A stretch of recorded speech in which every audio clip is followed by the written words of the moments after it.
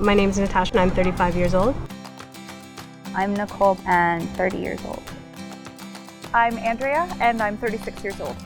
I had to immerse myself in the world of breast cancer because I felt that if I could understand it, then I could control it. When I was diagnosed, I read every book known to man on the impact of nutrition on cancer.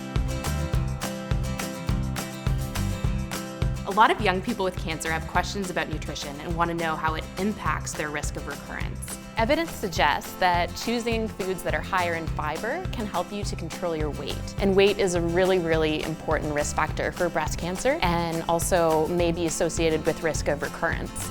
Balanced diet also means trying to minimize some of the foods that may increase cancer risk or are not so good for our overall health. So really limiting packaged foods or anything that contains a lot of added sugars, saturated fats or trans fats, and lots of salt.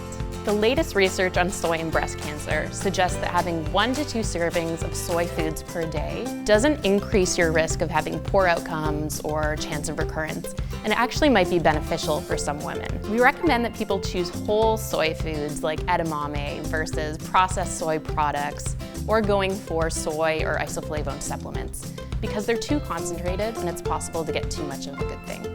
I like to talk about the 80-20 rule. 80% of the time, choosing foods that are healthy for us, and 20% of the time, choosing foods that may be less healthy, but we think of as treats. You keep it simple anytime you approach cooking. Try to keep it to about 3 or 4 ingredients max. So especially if the chef or cook in the family is the one going through cancer, it's a great idea to get everybody involved in the cooking process. The most important thing people can do to make sure that you're eating as healthy as possible is to plan ahead. Try to set out a meal plan, and it's going to help prevent you from throwing things into your cart that may not be a part of the plan.